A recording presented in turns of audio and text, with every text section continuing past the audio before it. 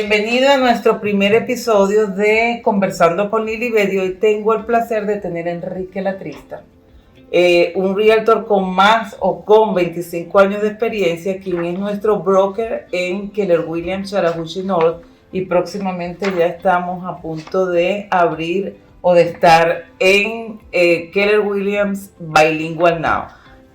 Voy a darle la palabra a Enrique, que nos hable quién es Enrique Latrista, para que ustedes conozcan con quién estamos conversando el día de hoy. Gracias, Enrique, por ser mi primer invitado. Bueno, gracias a ti, primero que nada, por la oportunidad, y número dos, por el simple hecho de compartir con esta audiencia todas las cosas, pues las preguntas que nos hacen día a día los clientes, inclusive los asociados que están dentro de la industria, ¿no? Correcto. Cuéntame, ¿quién es Enrique Latrista y por qué yo tengo el privilegio de haberte, gracias a Dios que te conocí, pero cuál es la experiencia que tiene Enrique Latrista en el área de real estate, de inversiones y bueno, entre otras cosas? Cuéntanos un poquito. Un poquito acerca de Enrique Latrista. Enrique Latrista comienza su carrera de bienes y raíces en el año 98.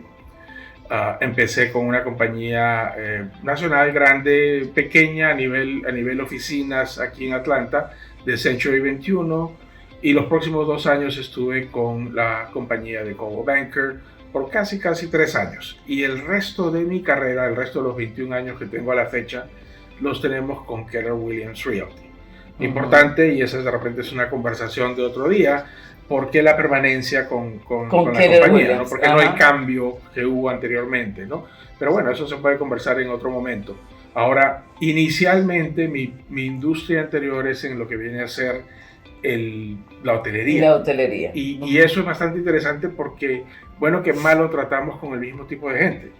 Eso es, la hotelería es un negocio de gente. Correcto. Lo que nosotros hacemos es otro negocio de gente. Entonces, si combino eso, probablemente estemos hablando pues de casi 35 años de lidiar. Por eso dije más de 25 años, aunque él me dijo tengo 25 años, yo sé que es la experiencia que Enrique tiene y también en el área de inversión, que es como titulamos nuestro primer episodio de cómo ganar $1 millón en el área de real estate. Y cuando hablamos de $1 millón, Enrique, mi pregunta puntual sería, así comenzamos este episodio, ¿cómo ganar $1 millón efectivo? Porque ganar $1 millón lo podemos ganar, pero no neto, como dice Enrique, en la bolsa. Correcto. Y eso es algo que yo siempre predico con los agentes de nosotros, ¿no? Definitivamente nos encanta lidiar con los top producers, tú eres una de ellas, y definitivamente es lo que ayuda a que el resto de los agentes, a que el resto de la industria se ponga en sus metas. Correcto. De poder llegar a esos niveles. Pero lo que yo siempre comento, felizmente tú no eres una de esas en este sentido, no mal, de que ganamos $1 millón o $1,5 millones o más, pero a la hora de la hora no necesariamente mantenemos esa cantidad de dinero, porque nuestros gastos exceden los ingresos que nosotros estamos teniendo en muchos casos. Entonces yo conozco mucho a gente que puede decir gana en bruto $1 millón o más, pero a la hora de la hora o le queda muchísimo menos dinero, o en algunas instancias inclusive hasta no hacen el dinero. Correcto. Ahora, hablando en el área de real estate, Enrique, ¿cómo hacemos o cómo hace una persona para ganar ese $1 millón que le quede efectivo a través de la venta, compra de propiedades, entendiendo que inversiones existen muchísimas, fix and flips, personas que pueden comprar una propiedad para retener, rentar, o sea, existen 1000 formas. Ahora, ¿cómo tú iniciarías para esa persona que nos está viendo, que quiere iniciar en el área de inversión, para que vaya teniendo ese $1 millón neto en su bolsa? ¿Cómo es la manera más inteligente? La conversación es la misma. Podríamos estar hablando con un agente que se está iniciando en la industria. Podríamos estar hablando con una persona que quiere invertir. Correcto. Y esa es la palabra clave, ¿no? A través de los 25 años que tengo haciendo esto, muchas personas han venido a mí y me dicen, quiero invertir en bienes y raíces. Y eso es todo lo que te dicen. Entonces, la pregunta realmente, y yo se los aclaro, es, ¿usted quiere ganar dinero invirtiendo en bienes y raíces? ¿No? La pregunta que yo les hago después es, ¿cuándo quieren ganar el dinero? ¿Lo quieren ganar cuando compren la propiedad, lo quieren ganar cuando vendan la propiedad, o lo quieren ganar durante el tiempo que ellos mantengan esa propiedad en su portafolio. El holding. ¿Y qué pasa? Que la persona común y corriente que no sabe, te dice, yo quiero las tres cosas, y las tres cosas no se pueden tener. Se puede hacer mucha estrategia para determinar qué propiedades son las que vamos a hacer un flip. Correcto. Y qué propiedades son las que vamos a aguantar y mantener en el portafolio. Ahora, ¿qué tú le dirías a una persona que está empezando en el área de inversión y te dice, bueno, yo quiero empezar en fix and flip? Que eso es lo que la gente cree que es fácil. Y muchas veces compran una propiedad y nos dicen, yo quiero una propiedad bien barata para tener una ganancia bien alta. ¿Eso es posible? ¿Cómo podemos obtener en una inversión mayor ingreso para poder llegar a ese $1.000.000 en ganancia? Correcto. Primero que nada, tienen que asesorarse. Definitivamente eso es algo que no lo pueden empezar de cero por cuenta de ellos. Ellos necesitan tener un equipo de personas profesionales, definitivamente alguien en bienes y raíces, necesitan tener el banco o los ingresos o los préstamos que pueden hacer directamente o a corto plazo para poder ejecutar esos proyectos. Correcto. Entonces tienen que tener todas esas cosas por adelante. Lo primero es la educación. Y ese asesoramiento puede tomar meses, como puede tomar hasta más tiempo. Pero el simple hecho de querer entrar en el negocio no garantiza absolutamente nada. Correcto. Ya lamentablemente el querer comprar algo barato no necesariamente resulta en algo que pueda ser beneficioso como inversión. Entonces, lo que se estila hoy en día es lo siguiente, ¿no? ¿Qué tipo de negocio queremos hacer? ¿Queremos hacer el flip? ¿Queremos hacer el aguantar la propiedad y mantenerla en el portafolio? Dos cosas completamente diferentes al final, pero similares al principio, porque lo que estamos buscando es margen. Lo que estamos buscando es esa propiedad donde los números estén de acuerdo. Hagan sentido. Exactamente, al plan que nosotros tenemos. Y hay que tener bastante sangre fría cuando viendo esos números. Esto definitivamente no tiene que ser una transacción donde haya demasiada emoción o emoción de cualquier forma. ¿Por qué? Porque acá los números son los que mandan. Lamentablemente eso va a pasar cuando compran casas para ellos, para donde van a vivir. Eso es diferente. Eso es inevitable, no va a haber emoción y uno trata de balancear esa emoción trayendo pues los números y la lógica a la transacción. Pero en lo que respecta a inversiones es puramente números y hacer cuentas y asegurarnos de que esos números funcionen. Ahora, una persona que te compra una casa de inversión en cualquier, vamos a hablar de fix and flip, que es yo pienso que es donde tienen que tener un poquito más de cuidado por las reparaciones. Y muchas veces cuando vienen al realtor, el realtor, no todos los realtors están capacitados para ayudarte en el área de inversión. Correcto. Porque es diferente buscar una propiedad para un primary home o para una persona que quiera un vacation home que para un inversionista, porque esos números tienen que hacer sentido. Ahora, ¿de quién es la responsabilidad de tomar el monto de la reparación? ¿Quién es el que tiene que hacer ese número mágico? Bueno, ese número mágico tiene que ver, y como mencioné al principio, esa persona tiene que asesorarse por varios profesionales. Definitivamente empezamos por el de bienes y raíces. Segundo, estamos viendo la parte de los préstamos o la parte del banco, si se puede decir. Y también tenemos que ver los recursos disponibles a nivel contratistas. Correcto. Todo eso tiene que trabajar prácticamente de la mano, porque no podemos trabajar completamente opuestos ninguno de nosotros. Todos tenemos que estar remando en la misma dirección, ¿no? Entonces, el trabajo, por ejemplo, de nosotros, como yo le digo a la gente, es conseguir la mayor cantidad de margen posible. Correcto. Conseguimos margen y eso quiere decir el espacio que hay entre lo que cuesta la propiedad, lo que cuesta la reparación y lo que la propiedad se puede vender como producto final. Mientras ese número sea más alto, evita dos cosas o ayuda a que pasen estas dos cosas. Una es de que si hay errores, vamos a decir que de repente se pagó más dinero de lo que se debería haber pagado de la propiedad. Eso se tiene que resolver antes de hacer la oferta, obviamente, saber tus números. Y la otra es qué pasa si gastamos demasiado dinero arreglando la propiedad. Entonces, el dar ese margen, aunque no garantiza nada al 100%, incrementa los chances de que de haya esa menos ganancia. error. Exactamente, de maximizar la ganancia y de alguna manera prevenir que hayan errores, y si los hay, pues de que tengamos suficiente espacio. Ahora, esa persona que va a incursionar en el área de inversión, tú recomiendas, ¿cuáles serían esas recomendaciones? Vamos a dar unas 3 recomendaciones a 4 que esa persona debe tener en cuenta al momento de decir, ok, voy a hacer mi primera inversión, ¿cómo debe empezar? ¿Cuáles son esas 4 consejos que tú le darías a las personas que van a ver este video, que deben ser punto de señal, una alarma, una campanita para ellos decir, ok, tengo que agarrar mi hojita para hacer la tarea? Claro que sí. La primera cosa que debe de suceder es esa conversación con el agente de bienes y raíces. Plantear cuáles las expectativas que tiene la persona, el inversionista, y obviamente asegurarnos de que esas expectativas se pueden plasmar en papel, en el mapa, en otras palabras, que podamos agarrar esas expectativas sobre el mapa de Atlanta, porque estamos en la ciudad de Atlanta, y decir en qué área de Atlanta los números no funcionan más que en otras.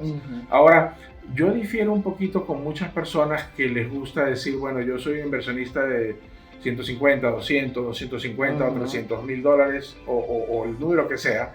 Yo prefiero buscarles el negocio. Y cuando digo eso, estoy refiriéndome a ese margen. El margen de ganancia neta. Hay personas que vienen hoy en día y dicen, quiero comprar una casa de no más de 100 mil dólares, quiero arreglarla por 50 y quiero venderla en 250. No funciona así, esos números ya no hay. Ojalá. Si lo consigue, me dice. Exactamente, porque vamos a comprar más propiedades tú y yo, ¿no? Pero no tengo ningún problema con la persona que viene y me dice, me quiero ganar 100 mil, 150 o más. Y nosotros buscamos el negocio que permita que se den esas situaciones y esos números, ¿no? Entonces, esa es la parte que toca, a veces es un poco duro, es una curva de aprendizaje bastante interesante, que toca mostrársela. Correcto. Tú y yo podemos predicar esto todo el día y hasta que ellos no experimenten cómo funciona, no se dan cuenta. Pero definitivamente tenemos que tener esa protección donde hay suficiente margen para prevenir esos errores. Entonces, el primero sería proteger el margen de error, el margen de ganancia, para evitar que si hay algún error que pasa, porque en las construcciones puede pasar que la ciudad te pare la propiedad, la construcción, y los tiempos de la ciudad no lo maneja nadie. Oh, por supuesto. Puede ser un día, puede ser 3 días, un mes o whatever. Ok, ¿cuál sería el otro consejo que le daría? El segundo consejo es de que conozcan las áreas donde ellos piensan hacer negocio. Eso es súper importante. Y tú podrías decir, bueno, es que eso es algo que nosotros hacemos, por supuesto. Pero yo siempre le digo a la persona, ustedes tienen que conocer el mercado donde van a estar interactuando. Totalmente. ¿Por qué? Porque de esa manera no hay Enrique me dijo, Libre me dijo, nosotros les podemos advertir, los podemos orientar, les podemos dar, vete por este lado, no te vayas por este otro lado, pero al final del día los que están gastando el dinero son ellos, los que están tomando las decisiones son ellos.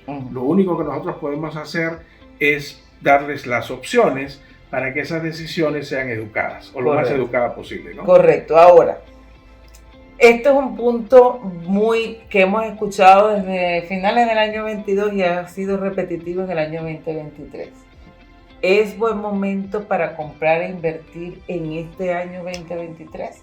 Es tremendo momento, inclusive te podría decir, hay varias maneras de mirarlo, ¿no? Estamos en qué tipo de mercado en este momento, estamos en un mercado de vendedor todavía, pero es un mejor mercado de vendedor para el comprador hoy en día que lo era hace un par de años atrás. Correcto. Ahora, ¿qué pasa? Si tú te pones a pensar, esa persona que va a hacer el flip, ¿qué cosa es lo que va a hacer en 2 o 3 meses? Un vendedor. Entonces, el mercado definitivamente está bueno para volverse un vendedor.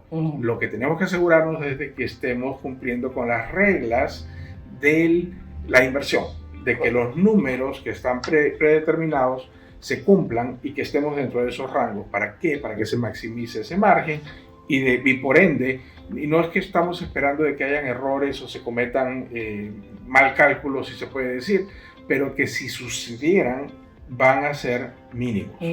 Y si no suceden, adivina qué, ganamos más dinero. Ganamos más dinero. Así que esa es la parte interesante. Yo diría que estamos en un mercado mixto. O sea, un podríamos mercado de decirlo. vendedor, por supuesto que un mercado de vendedor, pero con ciertos beneficios que no se tenían antes los compradores. Correcto. Porque, por ejemplo, antes tenías que colocar un contrato sin contingencia de protección, pero sin embargo todavía seguimos con múltiples ofertas. Todavía seguimos con un mercado competitivo para ustedes vendedores, con ciertos beneficios para el comprador que pueden obtener esa ayuda para los gastos de cierre. Correcto. Ahora, ¿qué cosa es lo que está pasando? Y me remonto un poquito antes al mercado, inclusive al mercado en el que estuvimos hace 2 años y el de ahora. Me remonto al mercado del 2008, cuando hubo la debacle. Usted estuvo en ese mercado perfectamente y nos puede convérsanos, que esa era mi próxima pregunta, si es un mercado, si se espera que pase lo mismo del 2008. Definitivamente. Porque usted sí lo vivió, claro, cuéntenos. Lo vivimos y lo experimentamos de diferentes maneras. ¿Qué cosa sucedió? Este mercado, cuando inicia la pandemia, una de las primeras cosas que empezamos a hacer es llamar a nuestros clientes, ¿no? ¿Cómo están? ¿Qué les pasó? ¿Están en casa? Y las respuestas en la gran mayoría felizmente eran: estamos bien, estamos con salud y estamos trabajando, todos en la casa, ¿no? Aburridos, pero trabajando. De vez en cuando obtenía la respuesta de: alguien está enfermo, alguien perdió el trabajo, alguien se murió y cosas pues terribles que pasaron, ¿no? Pero lo interesante de esas conversaciones fue de que al hacer las llamadas, las respuestas que yo obtenía no solamente eran en referencia a ellos, sino eran preguntas: ¿cómo estás tú? ¿Cómo está tu familia? ¿Cómo está tu trabajo? ¿Cómo está el negocio, en el mercado en este caso, ¿no? Y muchas personas terminaban diciendo lo siguiente: ¿Ya se bajaron los precios? ¿O ya se cayó el mercado? ¿O cuándo se cae el mercado? ¿Estamos entonces, en el 2008? No. Eso lo decían, entonces yo en ese momento dije: esto es un momento de enseñanza, ¿no? Entonces, ¿qué mensaje? ¿Qué es lo que está pasando acá? Si están haciendo esas preguntas es porque la percepción les indica de que algo está pasando y tiene que ser algo malo. No necesariamente. ¿Qué cosa sucedió, para sumarizar rápido? En el 2008. En el 2008, o antes del 2008, se dieron una cantidad de facilidades para que la gente pudiera comprar, que suena muy noble, porque definitivamente a quién no le gustaría que todos fuéramos dueños de nuestra casa. Pero lamentablemente, por diferentes situaciones, no todas las personas pueden o deben ser dueños de casa, ¿no? Ellos tienen que pasar por un proceso de ahorro, tienen que pasar por un proceso de conocer sus finanzas, saber cuáles son sus límites, y de esa manera, en algún momento, el adecuado, tomar la decisión de comprar su propiedad y hacer el sueño americano que todos queremos. Pero ¿qué sucedió? Se laxaron demasiado las regulaciones y básicamente dijeron: el que quiera comprar casa, va a comprar casa. Correcto. Si tú puedes, la broma de algunas personas en la industria era: si tú puedes rentar, si tú respiras, tú compras. Si tú rentas, compras. Y si tienes buen crédito, ¿cuánto dinero quieres? Y si te podemos prestar $100,000 más, ningún problema. Y la gente podía comprar sin plusvalía, sin equity. Prácticamente había préstamos del 100%, o en algunos casos hasta del 105 o 110% del valor del inmueble. ¿Qué sucede? Otro factor, porque no fue el único, fue los préstamos de intereses nada más y ajustables. Eso se llaman, para que las personas que van a ver el video, préstamos balón. Algunos de ellos eran balón que se debían en el periodo que terminaba el ajuste, que eran 3 años, 5 años o 7 años, y en los cuales se debía todo el dinero. Esos eran algunos, y otros tenían la capacidad de cambiar a lo que el mercado estuviera en ese momento. Entonces no eran fixed, sino eran variables. Eran ajustables. Variables, exactamente, ¿no? ¿Cuál es el problema? Y mucha gente piensa que esos préstamos son malísimos. Los préstamos en sí no son malos, simplemente no son para todo el mundo. Correcto. Cuando lo utilizan de la manera equivocada básicamente es usarlos porque de otra manera no podríamos con el pago mensual. Eso quiere decir que esa casa no es para ti. Definitivamente. Entonces, tú combinas todas esas cosas, ¿no? Laxaron las regulaciones, todo el mundo podía calificar, no había que demostrar ingresos. Básicamente, pues todo el mundo empezó a comprar en demasía. Eso en el 2008. Exactamente. ¿Correcto? Una demanda artificial que genera, nosotros somos una industria que somos de oferta y demanda, De oferta y demanda. y eso es lo que deriva, si hay menos oferta y más demanda, los precios suben, Y si es no, al revés. Exactamente, ¿no? Entonces, pero eso fue artificial. Esa demanda hizo que subiera el valor promedio de las propiedades 21% por encima de la línea normal de 4% Imagínense. de incremento anual, ¿no? Uh-huh. ¿Qué cosa pasa? Compáralo. ¿Y qué cosa sucedió? Esa gente no tenía plusvalía, no tenía equity. Uh-huh. El minuto que esos préstamos empezaron a terminarse, a 3 años, a 4 años, a 5 años. Y a subirse el rate y todo. No podían con esos pagos, Uh-huh. y como no tenían plusvalía, no tenían equity, la gente entregaba las llaves al banco y le decía, tenga las llaves de la casa. ¿Qué sucedió? Los bancos cometieron un error adicional encima de todos los que habían cometido, y ese fue voltearse y meter esas propiedades de regreso al mercado prácticamente inmediatamente, incrementando la oferta y por ende haciendo que esos precios se descendieran. bajaran. Entonces, para sumarizarte lo que pasó en el 2008, las personas ni siquiera después de la debacle querían comprar las propiedades, aun si los valores estuvieran ahí, decían yo la compro, pero la compro por mucho menos. ¿Ok? Y como había mucho inventario, supongo. Exactamente. Entonces eso tomó tiempo. Uh-huh. Y eso no cambió hasta probablemente el año 2010, 2011, que empezó a cambiar, 12 prácticamente empezó a dar la vuelta un poco, y desde ese momento a la fecha se convirtió en un, que ha sido los últimos 10 años, uh-huh, en un mercado de vendedores. ¿No es cierto? Ahora, ¿qué sucede? Uh-huh. El contraste con lo que sucedió ahora. La gente, aunque también pagó en algunos casos en exceso, seguía el equity, la plusvalía. Traían el dinero. La gente tiene dinero en las casas. Todo. En este momento hay mucha plusvalía en esas propiedades. ¿Y qué cosa sucede? Así hubiera pasado algo drástico en el mercado, la gran mayoría de las personas no entregarían esas casas al banco. Así perdieran la mitad de ese equity, de esa plusvalía. ¿Por qué? Porque todavía tienen dinero y si no, y aún así, yo el otro día estaba dando el ejemplo, ¿qué sucede si se pierde toda la plusvalía? Como tú pusiste dinero de tu parte, tú dices, no, yo no voy a dejar ese inmueble perderse, ajá, porque ahí está mi dinero. Ajá. Tengo que esperarme y tengo que recuperar ese dinero. En el peor escenario, que no estamos hablando de ahorita, un mercado, definitivamente no. En un mercado de ese, y creo que también en el 2008 yo no estaba acá, no puedo hablo de la historia de lo que he leído, más no lo viví. No existían regulaciones como las que hay actualmente en Avalú y todas estas cosas, que ahorita está protegido el comprador. Exactamente, y los valores están ahí. Es correcto. Y en el apogeo, en la época, estoy hablando del 2022, 2021, 2022, que los precios subieron supuestamente a su máximo, estábamos a la mitad de lo que sucedió en el 2008. Correctamente. ¿No? Entonces, definitivamente los números no indican ninguna debacle, no indican ningún cambio brusco en el mercado, uh-huh, ¿no?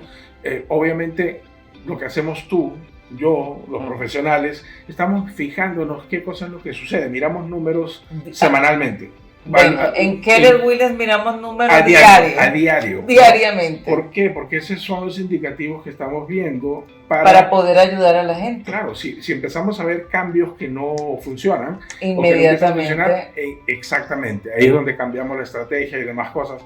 Pero lo único que estoy viendo, vamos a hablar de este año, hemos visto mejoras de enero a diciembre, comparándolo, subimos. Total. De enero a febrero subimos, y aparentemente estamos tabulando los números últimos de marzo, pero básicamente hemos empezado el año con el pie derecho. Totalmente, y algo bien importante, que es lo que he estado viendo en este año 2023, ayer me tocó hablar con un cliente que en el año 2018 compra su casa, y la casa era una buena casa, y me quedo sorprendida porque uno va trabajando en el día a día y se le olvida lo que has vivido en años anteriores. Uh-huh.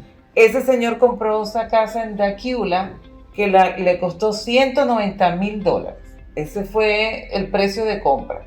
Él me llama que requiere vender la casa. Cuando le hago las comparables, esa misma propiedad hoy está en $390,000. O sea, tiene el doble de equity. Debe de la casa a los muchos $140,000, tiene una plusvalía, pero lo que me llama más la atención es que el promedio de la casa en este momento subió también de valor. Anteriormente era una casa de 200, 250, era el promedio, la media. Correcto. Ahorita estamos hablando de 410. Básicamente. Entonces, si ese señor en el año 2018 no hubiese comprado esta casa y hubiese seguido rentando, lo que hubiese pasado con él es que no tuviese $180,000 Correcto. en la bolsa. Correcto. Esa es la ganancia, la plusvalía que él va a tener en el momento que vende la casa. Mira, excelente conversación, pero en este nuevo episodio de Conversando con Lili vamos a hacer un juego de verdades y mentiras, o de verdadero y falso. Los mitos. Los mitos. Vamos a ver los mitos que tiene la gente afuera, a ver si es verdad o mentira y quién más que él que nos los aclare. ¿Comprar la propiedad más barata es la mejor opción? ¿Verdad o mentira? No, es falso. Falso. No siempre el dicho lo dice, ¿no? Lo barato a veces sale caro, ¿no? Definitivamente no me parece que comprar la propiedad más cara o comprar la propiedad más barata, los extremos, sean la norma. Ajá. Lo que toca buscar siempre es el mejor valor.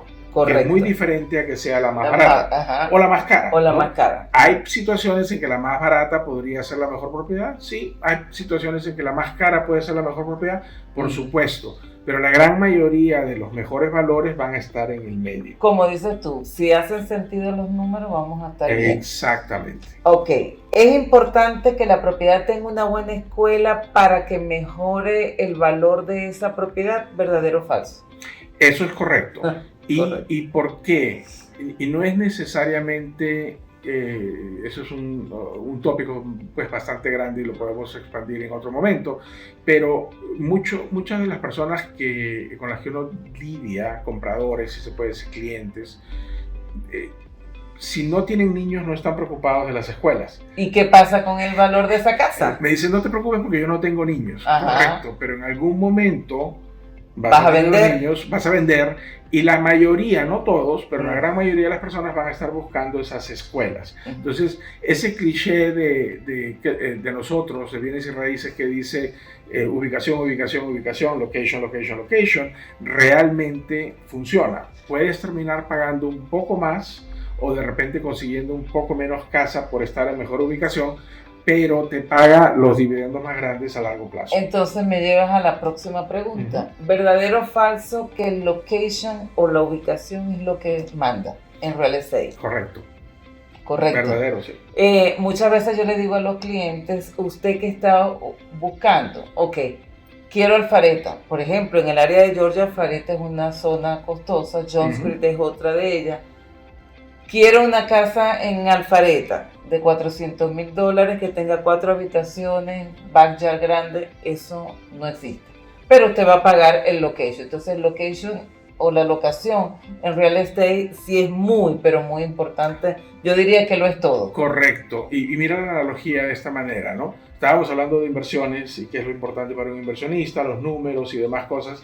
¿Y qué cosa es lo que permitía que se pudieran cometer errores en esa inversión, ese margen, ¿no es cierto? Bueno, en lo que respecta a una casa personal, donde va a vivir tú y tu familia, la ubicación toma el lugar de ese margen. ¿Y por qué lo comento? ¿Qué pasa? Vamos a decir que si el mercado sigue subiendo, comprar en este momento, pues es mejor que comprar en el futuro. Sí, eso va a pasar a largo plazo si le damos suficiente tiempo. Pero a corto plazo no sabemos, ¿no? El mercado puede estancarse, puede bajar un poco, pero a largo plazo sabemos que va a seguir subiendo. Entonces, vamos a asumir que alguien comprara en el momento más alto y de repente tuvimos un pequeño declive. Cuando tú compras la propiedad para ti, para tu familia, la tendencia es que vas a estar en ella 7 años, 10 años, ¿no? Por lo menos, o más o menos, pero básicamente es a largo plazo. Y la ubicación te resuelve ese problema. ¿Qué sucede si compraste a buen precio, pero de repente gastaste mucho dinero arreglando la casa? Lo que se llama sobremejorar la propiedad o el overimprovement, como lo dicen en inglés. La ubicación también te resuelve eso. Hace muchísimos años, una casa nueva, un cliente llamó y compró la casa como en 350, nueva. En ese momento, al mes, se gastó $150,000 arreglando el sótano, el basement, y me llama y me dice, ahora mi casa vale $1,000,000, y le digo, no. Pero si tú le das suficiente tiempo, como estás en buena ubicación, tú vas a mantener vas a recuperar ese valor, si se puede decir, ¿no? Entonces, eso es lo que sucede con la location. Una última pregunta de verdadero y falso. ¿Es cierto que si mi casa está al lado de un cementerio, pierde valor? En bastantes instancias sí. Y no es necesariamente que sea, depende, vamos a decir que depende, porque hay pequeños cementerios, inclusive hasta cementerios un poco históricos, que uno podría decir de repente esto tiene un valor histórico para la propiedad. Pero lamentablemente hay muchas culturas en las cuales estar cerca a un cementerio podría ser no algo muy apetecible. Entonces podríamos decir de que es algo que podría afectar el valor en varias circunstancias. Particularmente yo no compraría una propiedad para yo vivir al lado de un cementerio, pero tuve la oportunidad empezando en real estate que una familia se enamoró de una casa en Alpharetta, que existen muchas buenas urbanizaciones al lado del cementerio, y ella está feliz con su casa. Por supuesto. Y era una casa New Construction, o sea, era una asociación nueva y todas las casas se vendieron. Correcto. Pero particularmente, pues, yo no lo haría. Bueno, Enrique, te doy las gracias por haberme acompañado en mi primer segmento de Conversando con Lilibet. Espero que hayas disfrutado. Por supuesto. Este tiempo no fue mucho tampoco. Espero que la audiencia nos aprecie la información, pero sí, señor. Me parece que sí. Y te comprometo a tener otro episodio donde vamos a hablarle a cómo convertirse en un top producer, que más que Enrique, que nos va a decir cómo llegar a eso y cómo trabajar para eso. Con mucho gusto, porque hay bastante por hacer en esta industria. Muchísimo. Y una de las cosas que nosotros podemos hacer, como te mencioné en varias conversaciones anteriores, es subir ese estándar. Bastante. Porque si nosotros hacemos eso, básicamente beneficiamos al cliente. Totalmente. ¿No? Cuando el profesional que te ayuda sabe lo que está haciendo, ahorramos bastante dolor de cabeza. Bueno, nos vemos en nuestro próximo episodio de Conversando con Lilibet.